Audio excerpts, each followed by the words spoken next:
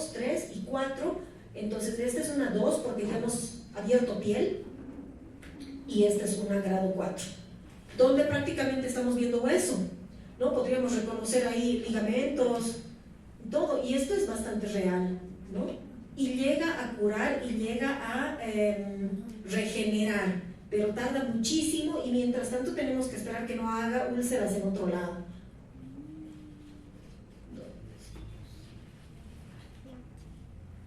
Bien, ¿quiénes son importantes para el control de las infecciones? Todos, absolutamente todos.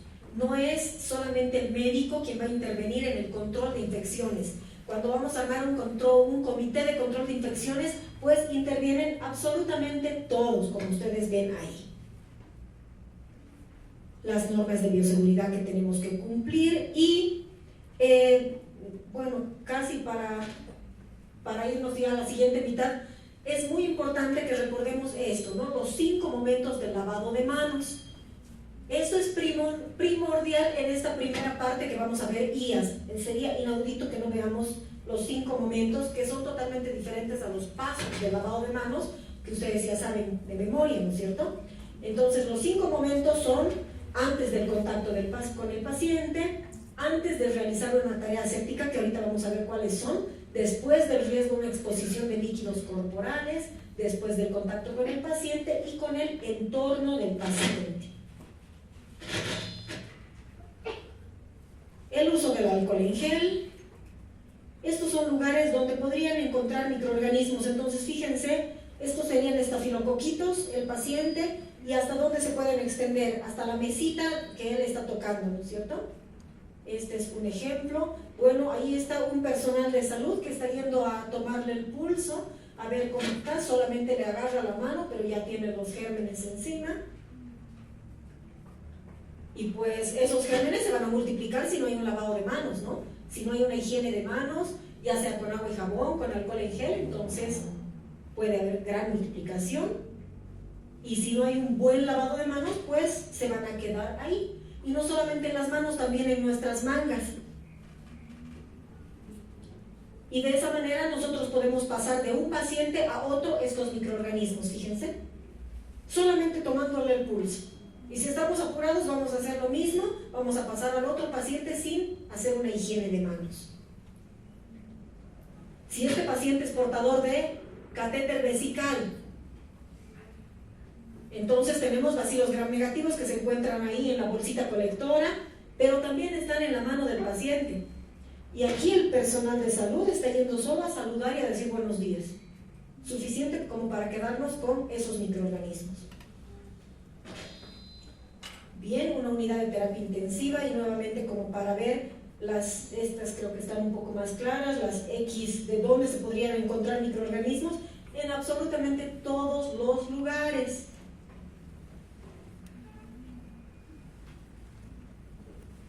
Bueno, la diferencia entre el lavado con un jabón común, un jabón antiséptico y el uso del alcohol en gel, que cuando funciona el alcohol en gel, cuando se hace lavado de manos con alcohol en gel, ¿no? No es solamente aplicarse, colocarse como si fuera una crema, se tiene que hacer lavado y frotado de las manos con el alcohol en gel, recordando un poquito su primera práctica de microbiología. Un personal de salud que no se ha lavado las manos en una caja Petri, este es el desarrollo de bacterias, y después de un lavado de manos, esto es un examen prácticamente que se les tomó a una enfermera, prácticamente esto es lo que tiene que hacer el comité, ¿no? Y si hay un buen lavado de manos no tendría por qué haber crecimiento bacteriano. Y por eso es que tendríamos que tener soluciones de alcohol en gel al pie de la cama del paciente. Pero imagínense si eso duraría en nuestro medio. Lamentablemente no, ¿no es cierto? Si desaparece el papel higiénico, desaparece, alguna vez creo que ha desaparecido la taza del inodoro del hospital, entonces el frasquito de alcohol en gel no dura mucho, les cuento, pero eso sería lo correcto. Muy bien, entonces estos son los pasos del lavado de manos, que puede ser con alcohol en gel o puede ser con agua y jabón. Si lo hacemos con alcohol en gel, recordemos que son 3 ml lo que debemos depositar en las manos para proceder a todos los pasos del lavado de manos, que es el frotado y lavado de manos con alcohol en gel o con solución jabonosa. Los pasos son exactamente los mismos, que no son los mismos que los momentos. Bien, entonces, ¿cuáles eran los 5 momentos para el lavado de manos? Este es el primer momento, antes del contacto con el paciente. Entonces, en cuanto uno llega a su punto de estudio, punto de trabajo, en cuanto comenzamos el día, tiene que haber un lavado de manos en el punto de atención. Entonces, contacto con el paciente, ¿qué significa? Significa dar la mano, significa decir buenos días. ¿Ustedes saben dónde están las manos del paciente mientras duerme? Imagínense lo peor. Entonces, ¿qué es lo que hacemos nosotros? Le decimos buenos días porque es un acto de cortesía, pero tenemos que pensar que tenemos que lavarnos las manos después. ¿Está bien? El decirle buenos días y tocarle el hombro también ya nos está exponiendo a gérmenes. Entonces, ese es el contacto con el paciente. Puede ser tan simple como eso o como llegar a tomarle la presión. Ese es un contacto simple. El segundo paso es antes de realizar una tarea aséptica. Una tarea aséptica también es tomar la presión, también es auscultar al paciente. O sea, es una tarea que no tendría por qué ser una tarea contaminada. Fíjense, el colocar una vacuna. O sea, estas son tareas asépticas, son tareas limpias.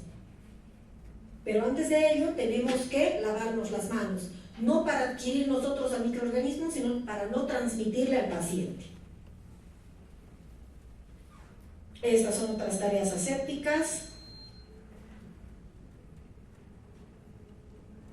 El tercer paso. Puede ser que nosotros hayamos ido a hacer una tarea aséptica, hayamos ido a saludar, pero la sabanilla estaba con sangre, estaba con orina, se ha desprendido el catéter, entonces hemos tomado contacto con fluidos corporales. Entonces, después de la exposición o del riesgo de exposición a fluidos corporales, tiene que haber una higiene de manos, ¿sí?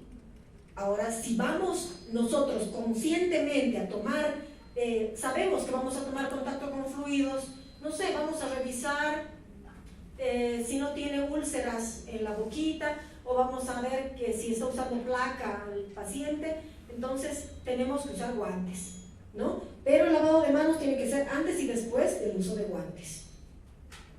La exposición a fluidos corporales, como les digo, puede ser, aunque nosotros no queramos o no estemos pensando en el mismo, ¿no?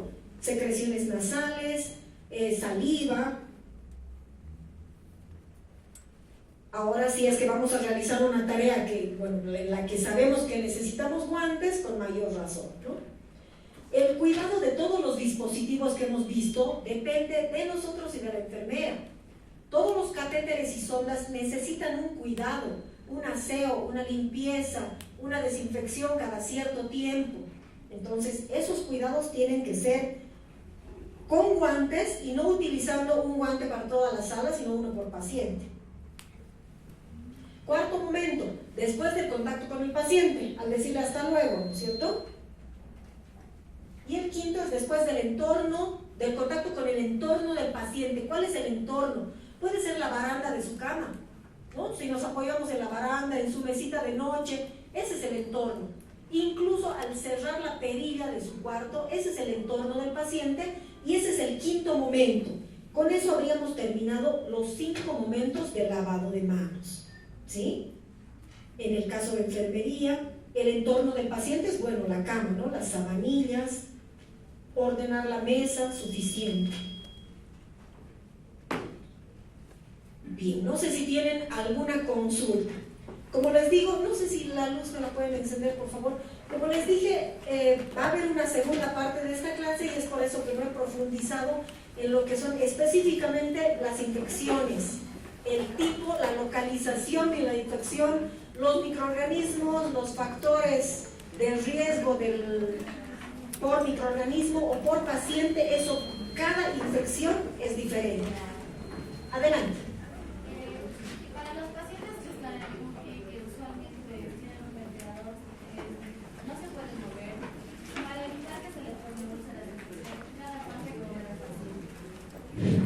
el movimiento, el cambio de posición del paciente es cada 2 horas, pero lo correcto es que las unidades de terapia intensiva tengan colchón antiescalas. Esos colchones antiescalas se infla un globito de una esquina y se desinfla del otro, entonces es como si le estuvieran haciendo masajito al paciente.